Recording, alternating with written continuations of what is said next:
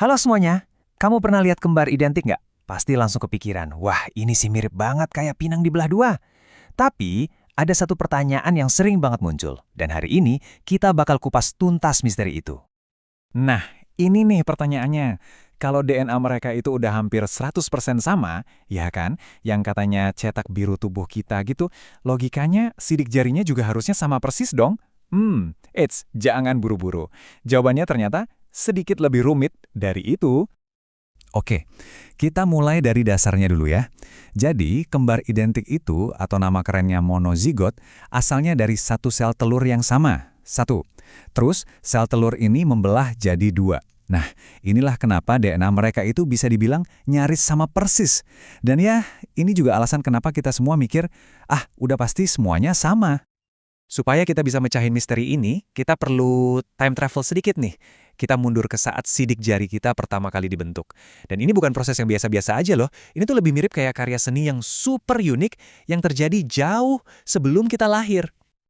Oke, jadi sidik jari itu sebenarnya apa sih? Gampangnya gini deh, coba lihat ujung jarimu. Ada kan garis-garis yang nonjol? Nah, itu namanya guratan. Terus celah di antara garis-garis itu namanya lembah. Simpelnya ya pola guratan dan lembah itulah sidik jari.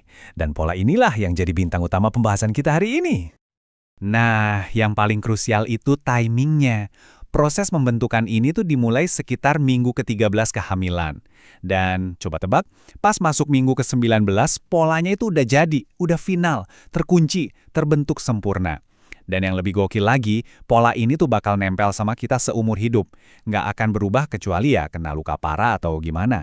Keren banget kan? Nah, disinilah kita masuk ke inti jawabannya. Ternyata yang ngebentuk sidik jari kita itu ada dua kekuatan besar. Anggap aja kayak ada dua seniman yang lagi kolaborasi gitu.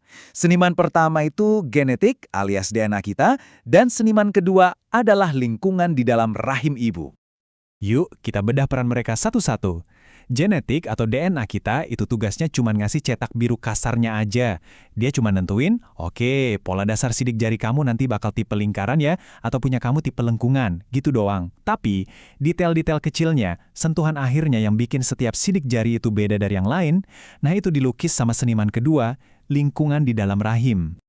Sentuhan rahasia dari rahim itu apa aja sih? Wah, ini dia bagian yang seru.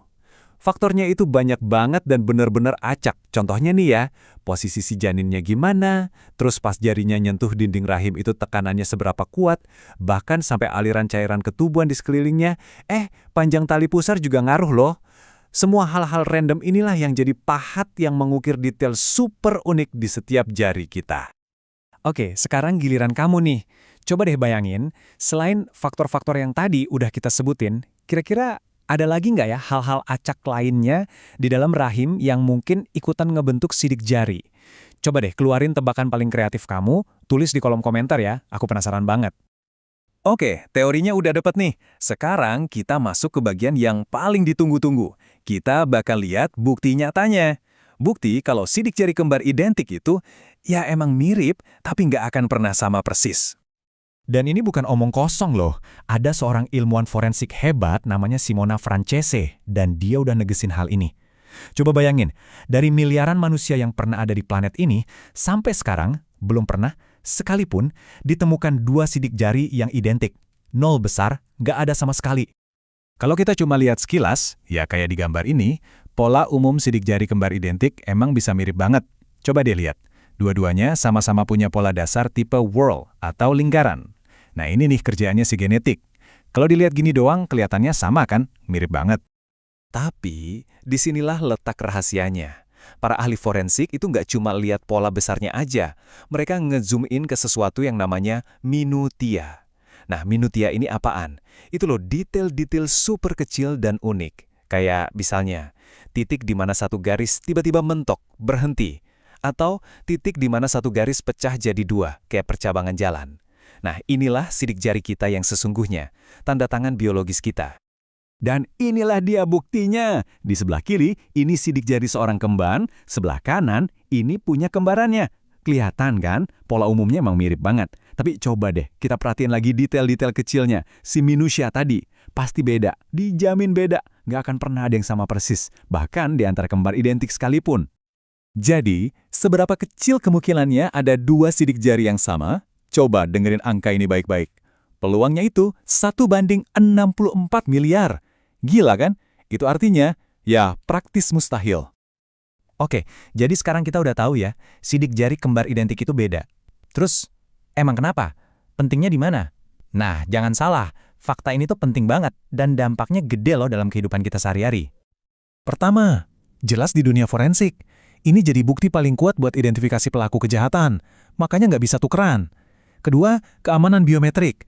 Nah, ini nih alasan kenapa cuma sidik jari kamu yang bisa buka kunci HP, bukan sidik jari kembaran kamu sekalipun.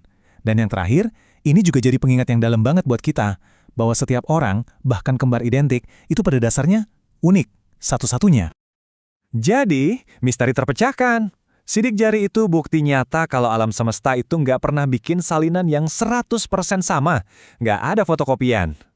Nah, sebagai penutup, aku mau lempar pertanyaan ke kamu. Selain sidik jari, apa sih satu hal yang bikin kamu ngerasa benar-benar ini gue banget, unik, dan satu-satunya di dunia? Coba deh share di kolom komentar ya. Aku tungguin. Terima kasih banyak udah menyimak.